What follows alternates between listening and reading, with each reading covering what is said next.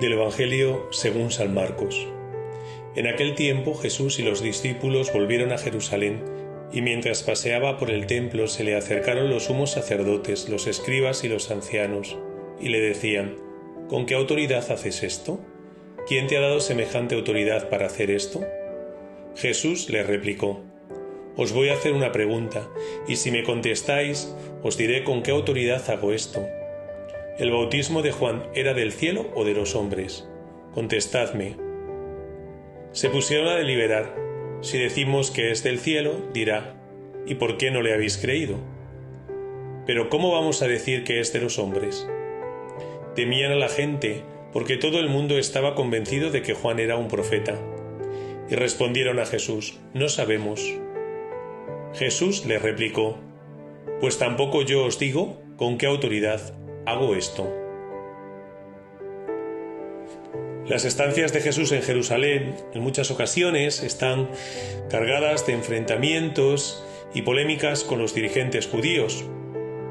Sus adversarios habitualmente están en el templo, el lugar santo, que ellos mismos han convertido en lugar de comercio y desde donde ejercen una autoridad abusiva sobre el pueblo de Israel.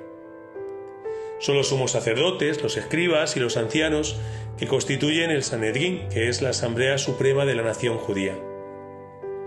En muchas ocasiones, directamente o por medio de enviados, han interrogado a Jesús sobre lo que enseña al pueblo y las acciones que hace. Les molesta especialmente el modo de interpretar sus tradiciones y sobre todo que se atreva a violar el descanso del sábado por atender las necesidades de la gente. En esta ocasión, y quizá enfadados por la expulsión de los mercadores del templo que Jesús había realizado poco antes, lo interpelan directamente sobre su autoridad. Le exigen que acredite quién le ha nombrado para las funciones que desempeña. ¿Quién te ha dado semejante autoridad para hacer esto?, le preguntan.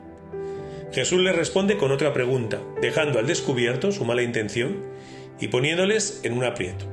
¿El bautismo de Juan era del cielo o de los hombres? Contestadme. Al no saber responder, admiten la santidad del bautismo de Juan y el origen divino de la obra de Jesús. Han sido más que suficientes las enseñanzas que el Señor ha dado y los signos que ha realizado para darse cuenta que Él es el enviado, el Mesías prometido al pueblo de Israel. Sin embargo, el miedo a perder sus prerrogativas y verse privados del poder que detentan les hacen negar la verdadera identidad de Jesús. Es así. Quien reconoce a Jesús como lo que es, enviado del Padre, sabe que su vida debe cambiar y sobre todo debe despojarse de sus falsas seguridades y de sus intereses personales. También nosotros, muchas veces, dudamos de la autoridad de Jesús en nuestra vida, cuando no estamos dispuestos a arriesgar la posición o la ganancia lograda por mantener los valores en los que creemos y permanecer firmes en nuestra fe. Creer es vivir con transparencia y con rectitud. Así, para poder vivir la autoridad de Cristo ahora, la Iglesia, como nos recuerda el Papa Benedicto XVI, está llamada y comprometida a ejercer esta autoridad, que es servicio, a través de los pastores de la Iglesia.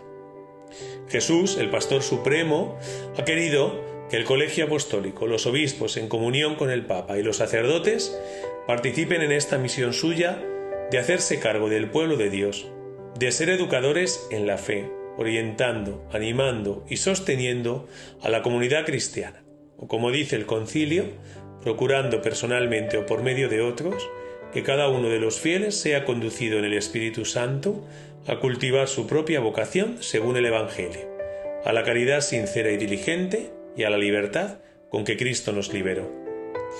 Pidamos en este día al Espíritu Santo que nos conceda vivir en fidelidad a la autoridad de Cristo, que siempre se manifiesta con amor y misericordia en el seno de nuestra Madre la Iglesia.